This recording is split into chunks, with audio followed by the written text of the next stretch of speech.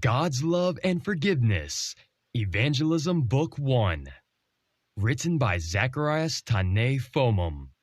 Narrated by William Crockett. Chapter 1. In the Beginning. God's Perfect Creation. The Bible tells us that God created the world and everything in it, including the sun, the moon, sea animals, and land animals. When this was done, God saw that it was good. Genesis 1:25.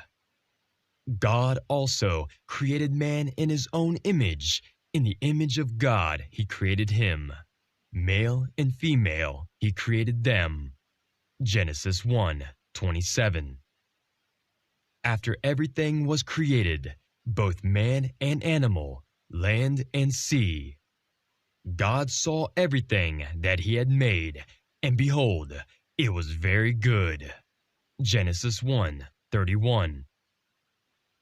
If God saw something and said that it was very good, it must have been perfect in every sense. Man was, therefore, perfect at creation. There was nothing imperfect in him. He was such that when God looked at him, God's heart was glad, and he could say something like this: "This is my perfect and wonderful creature." Man in God's image and likeness. The creation of man in the image and likeness of God was something special to man. The other creatures did not share this nature. God had a special purpose for creating man that way.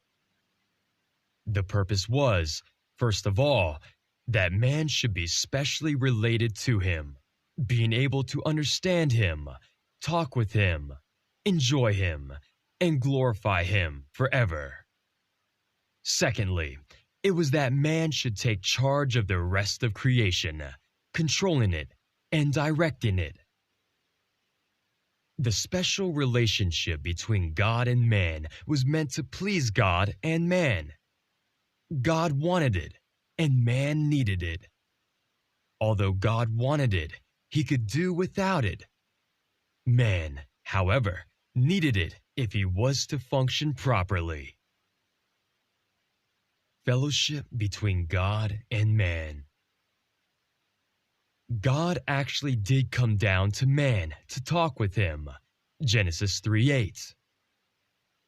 Probably, during these conversations, man, Adam and Eve, told God that he loved him and that he was very grateful to him for creating him and giving him such a beautiful life and garden. He probably told him that he would love and obey him all the time and do everything he asked him to do. These special meetings between God and man must have been wonderful. Everything was so wonderful. Each must have felt at home in the presence of the other, and when they talked, there was no barrier between them. Questions. 1. How did God see man from the beginning? 2. How did God see the rest of the creation from the beginning? 3.